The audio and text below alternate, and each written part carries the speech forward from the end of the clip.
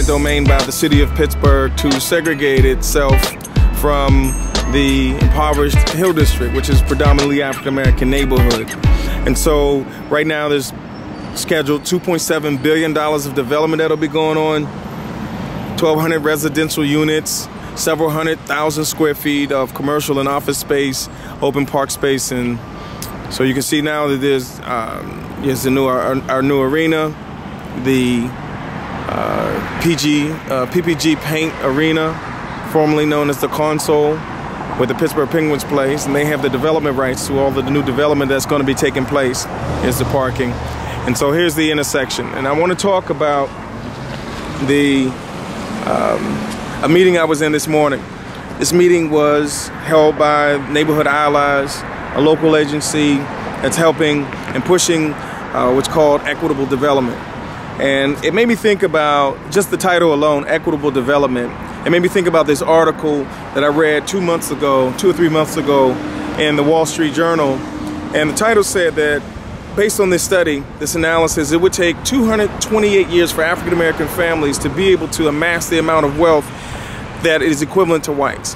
We all know this, the first couple of hundred years of slavery created massive wealth for whites, and then also following that, the land distribution, particularly going towards afforded to white males, also created a lot of wealth. But the story of public subsidy and how, wait for this bus to go past. But the story of how public subsidies were used across the United States and how segregation was actually achieved to make sure that whites would be able to amass wealth and have access to resources. We're not talking about personal responsibility and lifting oneself up by the bootstraps. We're talking about public subsidies that were given. $12.7 billion allocated by the Federal Highway Administration, the Federal Housing Administration, to make sure that whites had opportunities for residential home ownership and the like. And so here's this map, right? This book that they handed out, PolicyLink developed this pamphlet to kind of talk about equitable development. And in this map, it's color-coded. The city of Pittsburgh is color-coded into 4 colors. It's red, yellow, green, and blue. And so basically in the black neighborhoods like the Hill District, North Side, Garfield, and some of the Mon Valley neighborhoods, you see that it's red.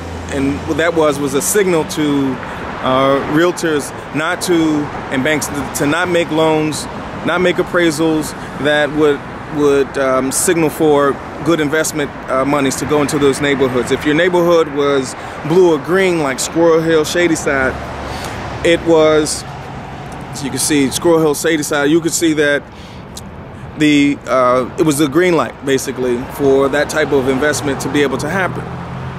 And so when we're thinking about equitable development, I really want us to couch this in the context of desegregation, because that's really what it is. It's saying that for hundreds of years, several decades, decisions were made to make sure that the city was separated into racial groups, neighborhoods that would receive federal and state monies and those that would not.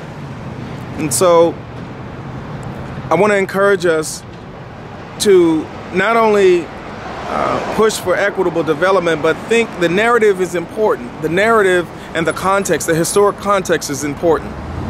There are a lot of business owners that need capacity building to help be a part of the revitalization of our neighborhood. And if those conversations are not getting down to the nitty-gritty of policies and practices that are in play to make sure that more wealth is amassed inequitably, then we're going to be repeating the same mistakes. You have neighborhoods that live in 200% below the poverty line because of decisions that were made 86 years ago, 100 years ago. And so these have long-term implications if we don't get it right this time. Pittsburgh is at a renaissance moment.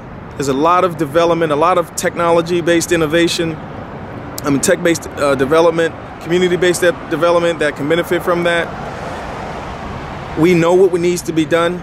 And so I just want to, again, encourage us to think about the work of desegregation. What does it really mean to help build capacity for those who have been pushed out, blocked out for so many decades, deliberately? Not because they wouldn't try, not because they didn't want to aspire to higher heights, but because there were structural barriers in place. And so I just wanted to point out that article from the Wall Street Journal. Go check that out. Then check out this Policy Link report that's being distributed. And then also check out this book here, The Color of Wealth. This really will help to inform your narrative. It helps you to understand the practices that government had in place to make sure that some racial groups would get ahead and others would be blocked out and left behind. So my name is Bomani Howell, Olmec Development Company, coming to a neighborhood near you to help you achieve some of the development aspirations that you might have. Signing off, talk to you later.